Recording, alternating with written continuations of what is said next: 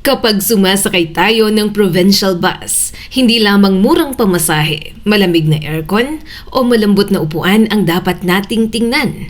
Mas mahalagang malaman kung maayos ba ang kondisyon ng sasakyan, disiplinado ba ang driver, may monitoring system ba ang kumpanya, at regular bang sinusuri ang preno, gulong, makina, ilaw at iba pang mahalagang bahagi ng bus. Isang maliit na pagkukulang lamang sa mahabang biyahe ay maaaring maglagay sa panganib sa dose-dose ng pasahero. Ka-wow-amazing! Ang ranking na ito ay batay sa nakikitang safety systems, fleet modernization, maintenance capability, route experience, terminal management, GPS at monitoring technology at kasalukuyang operasyon hanggang 2026. Sa ilalim ng batas, sakop ng speed limiter requirements ang mga public utility bus habang hinihingi rin ng mga regulasyon na roadworthy at maayos na maintained ang mga sasakyang pampubliko. Pinalakas din ang qualification requirements para sa mga mechanic na nag-aalaga ng public utility buses.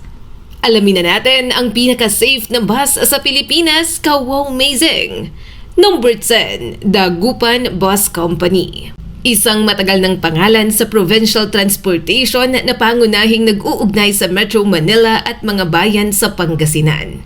Kabilang sa mga rutang iniuugnay dito ang Cubao patungong Dagupan, Lingayen, Manawag, Alaminos at iba pang lugar sa Hilagang Luzon. Noong 2015, napunta ito sa ilalim ng Jackliner Group. Kaya ang ilang operasyon, unit, terminal support at maintenance resources nito ay nauugnay na rin sa mas malaking transport network.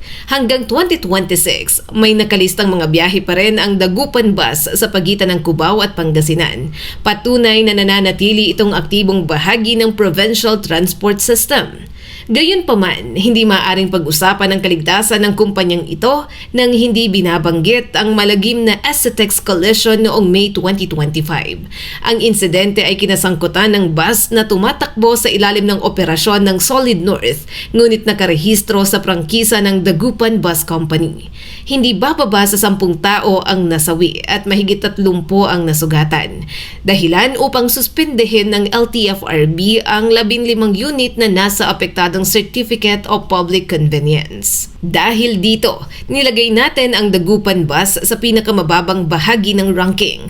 Aktibo man itong muli sa 2026, ang tunay na sukatan ng pagbabago ay ang tuloy-tuloy na driver monitoring, fatigue management, vehicle inspection at pagtiyak na hindi na mauulit ang ganitong trahedya.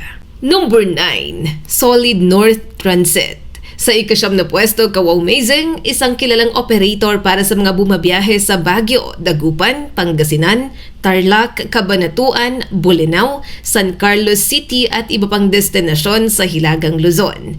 Ngayong 2026, mayroon itong aktibong official booking website, seat reservation system, online trip management at 24/7 customer service channel. Mahalaga ang mga ganitong sistema dahil mas madaling maitala ang pasahero, schedule, bus assignment at concern ng commuter kaysa sa informal o magulong terminal operation. Ang pagkakaroon ng organisadong schedule at central customer support ay nakakatulong din upang mas mabilis ma-report ang reckless driving, overloading o problema sa isang unit. Ngunit tulad ng Dagupan Bus, mabigat ang safety issue na kinaharap ng Solid North noong 2025. Matapos ang fatal SCTEX crash, iniutos ang pansamantalang paghinto ng lahat ng operasyon nito sa loob ng 30 days habang isinasagawa ang investigasyon at compliance checks. Kusang inihinto rin ng kumpanya ang operasyon at nagpahayag na handa itong managot at makipagtulungan sa mga otoridad. Dahil dito, hindi makatarungang tawagin itong isa sa pinakaligtas nang hindi isinasaalang-alang ang insidente. Isinama ito sa listahan dahil aktibo itong muli at may modernong booking at passenger support system na. Ngunit mababa ang ranggo dahil kailangang mapatunayan sa mahabang panahon na mas mahigpit na ang driver scheduling, fatigue prevention, speed monitoring at pre-departure inspection nito. Number 8. Philippine Rabbit Bus Lines, isa sa mga pinakamatandang pangalan sa industriya ng bus sa Pilipinas. Sa loob ng maraming dekada kawawamazing, nagsilbi ito sa mga pasaherong bumabiyahe sa pagitan ng Metro Manila, Pampanga, Tarlac, Pangasinan at Baguio. Hanggang 2026, aktibo ang official page nito para sa Tarlac Terminal at may mga nakalistang biyahe mula Avenida o Cubao patungong Angeles, Dau, Tarlac, San Clemente, Alaminos at Baguio. Ang napakahabang karanasan nito sa mga rutang ito ay mahalaga dahil kabisado ng operator ang kondisyon ng mga highway, terminal, regular stops at mga lugar na karaniwang nakakaranas ng mabigat na trapiko o masamang panahon. Gayunpaman, hindi otomatikong katumbas ng mahabang kasaysayan ang modernong safety management. Kumpara sa ibang operator sa listahan, limitado ang detalyadong impormasyong inilalabas sa publiko tungkol sa fleet-wide GPS monitoring, dash cameras, speed control system, driver fatigue programs at maintenance reporting ng Philippine Rabbit. Maaring maayos at maingat ang maraming unit at crew nito, ngunit sa isang safety ranking, mahalaga ring transparent ang company tungkol sa mga sistemang ginagamit nito. Kaya nasa ikawalong pwesto ito, subok ang pangalan at malawak ang route experience. Ngunit mas makabubuting maglabas ito ng mas malinaw na impormasyon tungkol sa pre-trip inspection, driver training, emergency response at real-time vehicle monitoring upang mas magkaroon ng kumpiyansa ang mga pasahero. Number 7. Jamliner. Sa ikapitong pwesto, kawawamazing, ay isang pamilyar na pangalan para sa mga pasaherong bumabiyahe mula Metro Manila patungong Laguna, Batangas, Quezon at mga kalapit na lugar sa Timog Katagalugan. Kabilang sa karaniwang destinasyon nito ang Binian, Santa Rosa, Cabuyao, Calamba, San Pedro, Lipa, Batangas City, Tiaong, Candelaria, Sariaya, Lucena at Dalahican. Ang malaking bahagi ng mga rutang ito ay gumagamit ng SLEX, Star Tollway at Maharlika Highway. Kaya mahalaga ang maayos na preno, gulong, steering system, ilaw at driver discipline. Lalo na kapag umuulan, holiday rush o madaling araw ang biyahe. Ang Jamliner ay bahagi na ng mas malaking Jackliner Transport Group. Isang kalamangan ng pagiging bahagi ng Jack Group ay ang access sa mas organisadong operations at maintenance network. Sa mga opisyal na impormasyon ng Jackliner, mayroon itong mga motor pool sa iba't ibang lokasyon at ang mga posisyon para sa mechanics, electricians, tire inspectors, CCTV technicians, drivers, conductors at line inspectors. Ang mga mechanic ang namamahala sa makina, under chassis at powertrain, habang ang tire personnel ay nakatutok sa inspection, repair at replacement ng mga gulong. May CCTV technicians din para tiyaking gumagana ang security camera ng mga bus.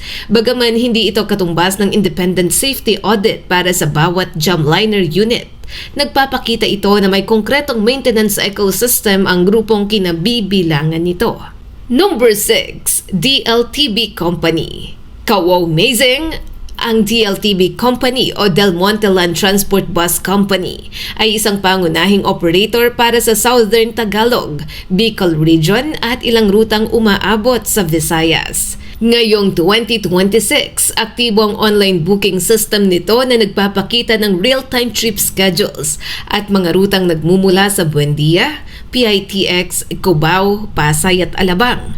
Kabilang sa mga destinasyong siniserbisyuhan nito ang Tagaytay, Batangas, Quezon, Daet, Naga, Iriga, Legazpi, Tabaco, Sorsogon at ilang biyahe patungong Samar, Leyte at iba pang bahagi ng Visayas.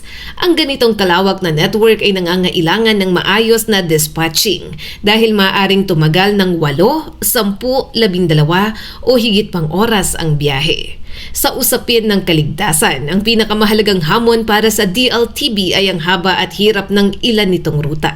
Ang mga bus patungong Bicol ay dumaraan sa mahabang highway, kurbada, bayan, at mga bahaging maaaring maging madulas o bahain kapag masama ang panahon. Samantala, ang mga rutang tumatawid sa Visayas ay maaaring gumamit ng roll-on, roll-off ferry connections. Kaya kailangang mahusay ang coordination ng driver, konduktor, dispatcher at terminal personnel. Ang digital schedules at organized bookings ay positibong indikasyon ng mga sistematikong operasyon. Ngunit hindi ito kapalit ng mechanical inspection at sapat na pahinga ng driver. Kaya nasa ika-6 na pwesto ang DLTB, malawak at organisado at bihasa sa long-distance travel. Ngunit mas magiging mataas sana kung may mas detalyadong public disclosure tungkol sa GPS, speed monitoring at driver fatigue controls. Number 5. Ceres Liner o Valyacar Transit.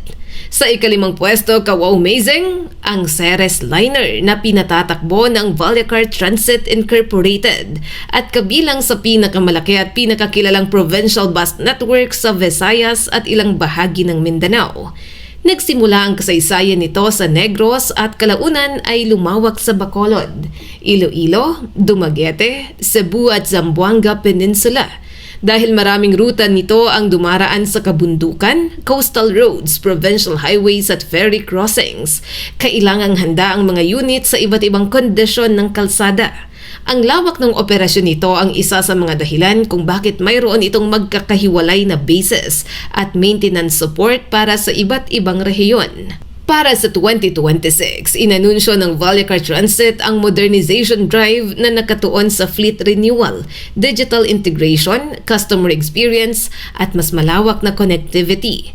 Mayroon ding transport engineering at bus body assembly capability sa loob ng mas malaking Yanson Group system na maaaring makatulong sa repair, rebuilding, parts management at technical support ng fleet.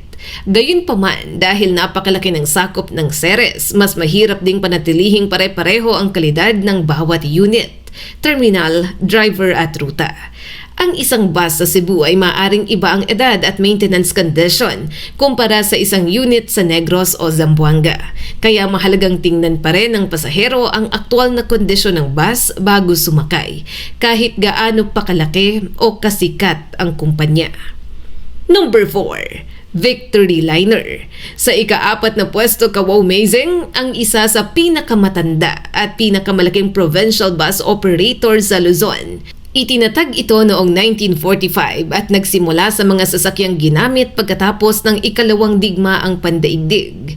Mula rito, lumawak ito sa Metro Manila, Central Luzon, Pangasinan, Baguio at Cordillera, Nueva Vizcaya, Isabela, Cagayan at iba pang bahagi ng Hilagang Luzon.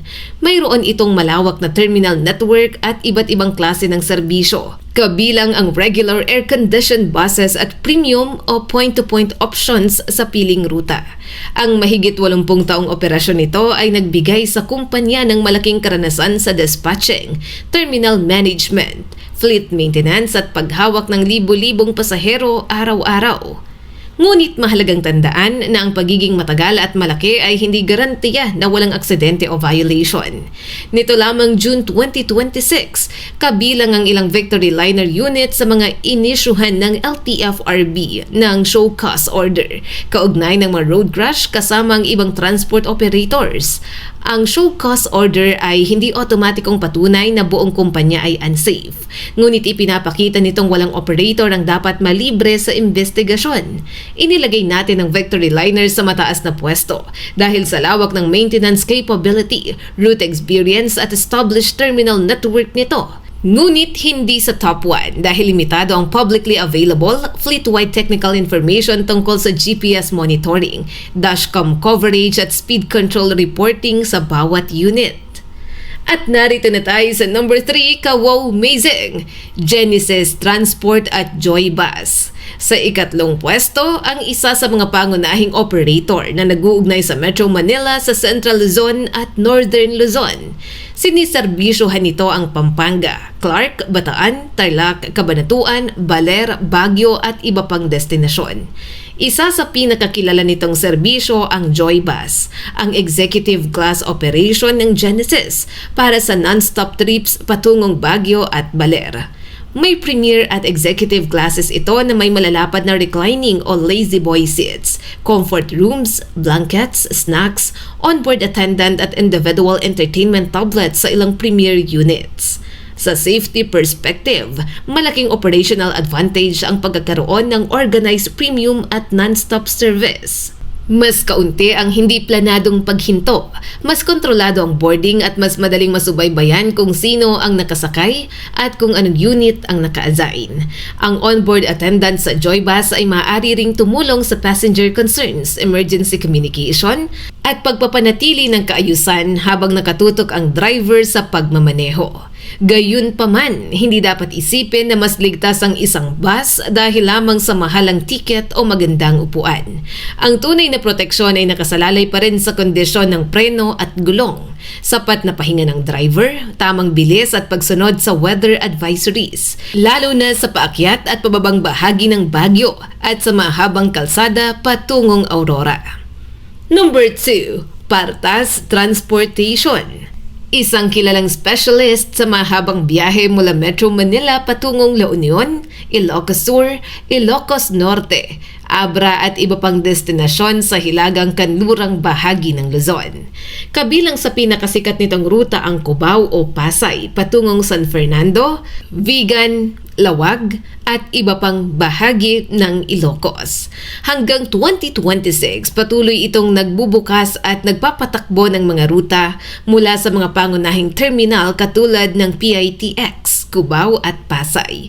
May iba't ibang klase rin itong bus gaya ng deluxe, super deluxe at luxury na may mas maluwag na seating arrangement at passenger amenities para sa mas mahabang overnight trips. Ang pinakamalaking dahilan kung bakit mataas ang partas sa ranking ay ang paggamit nito ng GPS monitoring na inilathala ng mga bus service information platform nito. Sa pamamagitan ng GPS, maaaring makita ng operation center ang lokasyon, takbo at galaw ng isang bus habang nasa ruta. Mahalaga ito sa Ilocos trips dahil maaaring umabot ng 8 hanggang 12 oras ang biyahe. Depende sa destinasyon at kondisyon ng traffic. Gayunpaman, ang GPS ay epektibo lamang kung may personnel na aktual na nagmamonitor at agad na kumikilos kapag may overspeeding o abnormal na paghinto.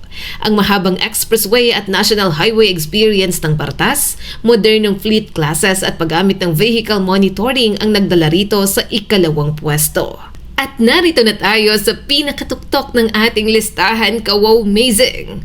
Number 1. 5-star Bus Company. Mahigit 3 dekada na itong bumabiyahe sa Central, Eastern at Northern Luzon, kabilang ang Pangasinan, Tarlac, Nueva Ecija, Nueva Vizcaya, Quirino, Isabela at Cagayan. May madalas na biyahe ito mula Cubao at Pasay patungong Dagupan, Alaminos, Bolinao, Anda, San Carlos, Tayug, Cabanatuan at iba pang northern destinations. Ang malawak na schedule at regular trip intervals nito ay nangangailangan ng malaking dispatching operation, sapat na bilang ng drivers at konduktor, at tuloy-tuloy na maintenance ng mga unit. Ang nagpataas sa 5 stars sa top 1 ay ang malinaw nitong paglalathala ng mga safety system na ginagamit sa mga bus. Ayon sa official company information, mayroon itong 24/7 GPS monitoring, CCTV cameras, dashcam recording, speed limit controls at professional at health check drivers. Ang GPS ay tumutulong sa real-time location at speed monitoring. Ang dashcam ay nagtatala ng nangyari sa kalsada. Ang CCTV ay nakakatulong sa seguridad sa loob ng bus, at ang speed controls ay naglalayong pigilan ang mapanganib na pagpapatakbo. Hindi ibig sabihin nito na imposible nang magkaroon ng aksidente. Ngunit sa 10 kumpanyang nasa listahan, ang 5-star ang may pinakamalinaw at pinakakomprehensibong public declared safety features. Kaya para sa updated 2026 editorial ranking na ito, 5-star Bus Company ang nangunguna. Tandaan, ka-wow-mazing, kahit gaano pa kasikat ang bus company, ang kaligtasan ay nakasalalay sa aktual na kondisyon ng unit, kilos ng driver, Lagay ng panahon at kondisyon ng kalsada. Bago sumakay, tingnan kung maayos ang mga gulong, walang kakaibang tunog o amoy, hindi overloaded ang bus, at hindi halatang pagod o antok ang driver. Kapag napansin mong sobrang bilis, delikado ang pag-overtake o gumagamit ng cellphone ang driver. Agad itong ipaalam sa konduktor, terminal management, kumpanya o kinauukulang otoridad. Sa huli, ang pinakaligtas na bus ay hindi lamang yung bago, maganda at malamig ang aircon. Ito ang bus na regular na iniinspeksyon, minamaneho at disiplinado at sapat ang pahinga ng driver. Minomonitor habang nasa biyahe at pinatatakbo ng kumpanyang handang managot kapag may pagkukulang. Kaya sa susunod na bumiyahe kayo, huwag lamang pamasahe at oras ng alis ang itanong. Alamin din kung gaano kaseryoso ang bus company sa kaligtasan ng bawat pasahero. Kung nais mo pa ng mga wow-amazing videos katulad nito, huwag kalimutang mag-like and subscribe at paki-share na rin para mas marami pa ang makapanood.